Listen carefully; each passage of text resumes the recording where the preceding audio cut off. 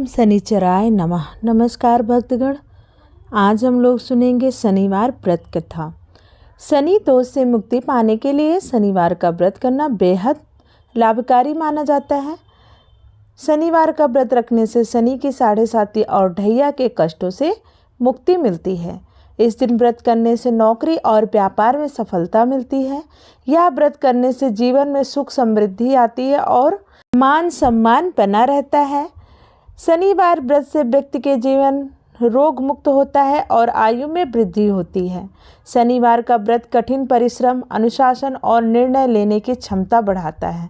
माना जाता है कि पूरी श्रद्धा के साथ शनि देव का व्रत रखने और उनकी आराधना करने से व्यक्ति के सारे कष्ट दूर हो जाते हैं। अग्नि पुराण में बताया गया है कि शनि ग्रह से मुक्ति के लिए मूल नक्षत्र युक्त शनिवार से व्रत का आरंभ करके 7 शनिवार शनिदेव की पूजा करनी चाहिए और व्रत रखना चाहिए। व्रत के समय शनिदेव की कथा अवश्य सुननी चाहिए। तो चलिए सुनते हैं शनिवार व्रत कथा। एक समय की बात है, स्वर्गलोक में सबसे बड़ा कौन है प्रश्न 9 ग्रहों में वाद विवाद का कारण बन गया। इस विषय को लेकर उनमें वाद विवाद हो गया। निर्णय के लिए सभी देवता देवराज इंद्र के पास पहुंचे और बोले, हे देवराज, आपको निर्णय करना होगा कि हम सभी ग्रहों में सबसे बड़ा कौन है। देवताओं का प्रश्न सुन इंद्र उलझन में पड़ गए। फिर उन्होंने सभी को पृथ्वी लोक में राजा विक्रमादित्य के पास चलने का सुझाव दिया। बोले, वही तुम्हारा सही निर्णय दे पाएंगे। सभी ग्रह भूलोक के राजा विक्रमादित्य के दरबार में पहुंचे। जब ग्रहों ने अपना प्रश्न राजा विक्रमादित्य से पूछा तो वह भी कुछ देर के लिए परेशान हो उठे, क्योंकि सभी ग्रह अपनी अपनी शक्तियों के कारण महान थे। किसी को भी छोटा या बड़ा कह देने से उनके क्रोध का प्रकोप से भयंकर हानि पहुंच सकती थी।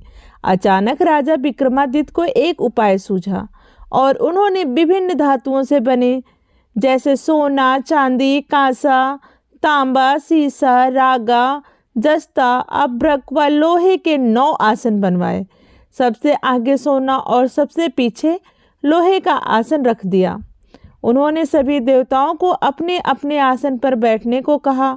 उन्होंने कहा, जो जिसका आसन हो वह उसे ग्रहण कर लें। जिसका आसन पहले होगा वह सबसे बड़ा तथा जिसका बाद में होगा वह सबसे छोटा होगा। लोहे का आसन सबसे पीछे था, इसलिए शनि देव समझ गए कि राजा ने मुझे सबसे छोटा बना दिया।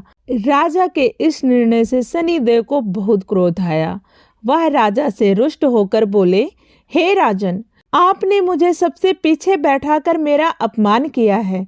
तुम मेरी शक्तियों से परिचित नहीं हो।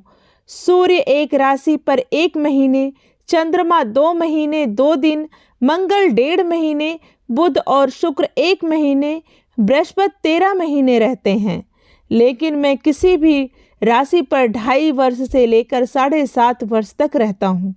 बड़े बड़े देवताओं को मैंने अपने प्रकोप से पीड़ित किया है।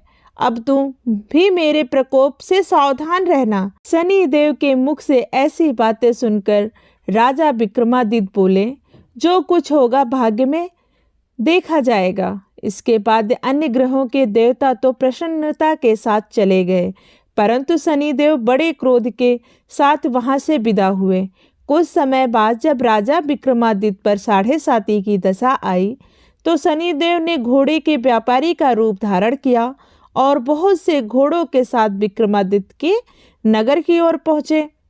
राजा विक्रमादित्य उन घोड़ों को देखकर एक अच्छे से घोड़े को अपनी सवारी के लिए चुना और उस पर चढ़े।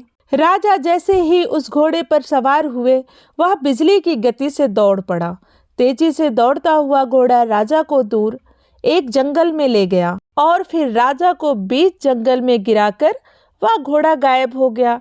राजा अपने नगर लौटने के लिए जंगल में भटकने लगे, पर उन्हें कोई रास्ता नहीं मिला। राजा को भूख प्यास लग गई। बहुत घूमने पर उन्हें एक चरवाहा मिला। राजा ने उससे पानी मांगा। पानी पीकर राजा ने उस चरवाहे को अपनी अंगूठी दे दी और उससे रास्ता पूछकर जंगल से निकलकर पास के नगर में चल दिए। नगर पहुंचकर राजा एक सेठ की दुकान पर बैठ गए। राजा को कुछ देर दुकान पर बैठने से सेठ की बहुत बिक्री हुई। सेठ ने राजा को भाग्यवान समझा और उसे अपने घर भोजन पर ले गए। सेठ के घर में सोने का एक हार खूंटी पर लटका हुआ था। राजा को उस कमरे में छोड़कर सेठ कुछ देर के लिए बाहर चला गया। तभी वहां पर एक आश्चर्यजनक घटना घटी, या कह सकते हैं कि वह शनिदेव के प्रकोप से एक घटना घटी। राजा के देखते देखते खूंटी ने उस हार को निगल लिया। सेठ ने जब हार गायब देखा तो उसने चोरी का संदेह राजा पर किया और अपने नौकरों से कहा कि इस परदेसी को रस्सियों में बांधकर नगर के राजा के पास ले चलो। राजा ने विक्रमादित्य के हार के बारे में पूछा तो उन्होंने बताया कि खूंटी ने हार को निगल लिया है। इस पर राजा क्रोधित हुए और उन्होंने चोरी करने के अपराध में विक्रमादित्य के हाथ पांव काटने का आदेश दिया। फिर क्या था, राजा की आज्ञा पाकर सैनिकों ने राजा विक्रमादित्य के हाथ पांव काटकर उन्हें सड़क पर छोड़ दिया। कुछ दिन बाद एक तेली उन्हें उठाकर अपने घर ले गया और उन्हें कोल्हू पर बैठा दिया।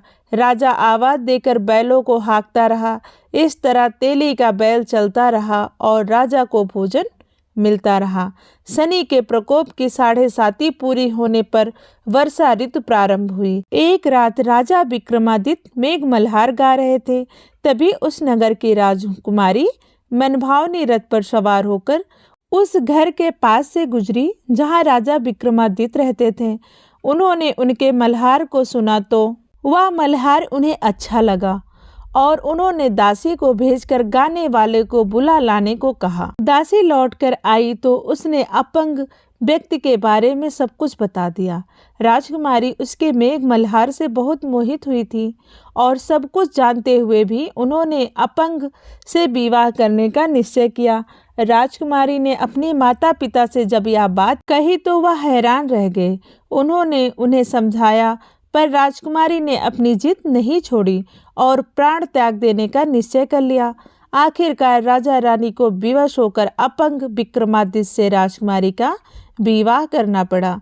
विवाह के बाद राजा विक्रमादित्य और राजकुमारी तेली के घर में रहने लगे। उसी रात स्वप्न में शनिदेव ने राजा से कहा, राजा तुमने मेरा प्रकोप देख लिया, मैंने तुम्हें अपने अपमान का दंड दिया है।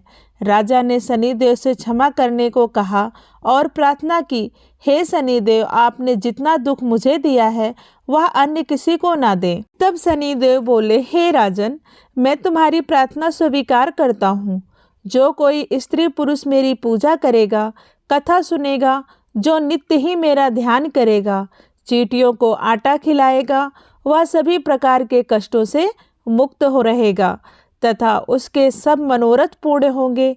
यह कहकर शनिदेव अंतर्ध्यान हो गए। प्रातः काल जब राजा विक्रमादित्य की नींद खुलती है तो देखते हैं कि उनके हाथ पांव वापस आ गए हैं। अपने हाथ पांव को देखकर राजा विक्रमादित्य को बहुत खुशी हुई। उन्होंने मन ही मन शनिदेव को प्रणाम किया। राजकुमारी भी जब राजा के हाथ पांव सही सलामत देखती हैं तो वह आश्चर्य में डूब जाती हैं। तब राजा विक्रमादित्य ने अपना परिचय देते हुए शनिदेव के प्रकोप की सारी कहानी सुनाई। इधर सेठ को जब इस बात का पता चला तो दौड़ता हुआ आया और राजा विक्रमादित्य के चरणों में गिरकर क्षमा मांगने लगा।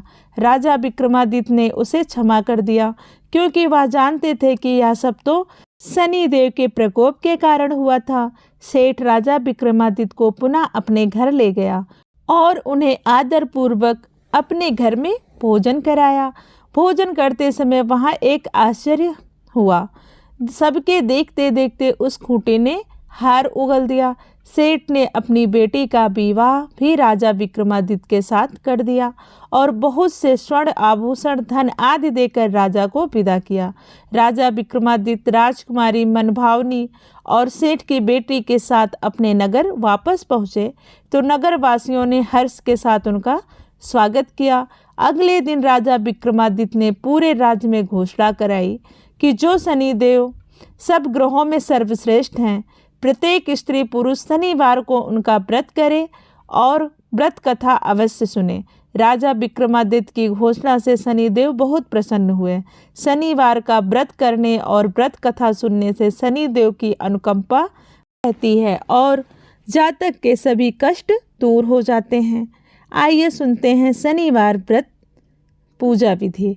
शनिवार व्रत की शुरुआत किसी भी शुक्ल पक्ष के शनिवार से करनी चाहिए। सुबह जल्दी उठकर नित्य क्रम और स्नान आदि से निवृत्त होने के बाद इस दिन व्रत का संकल्प लें।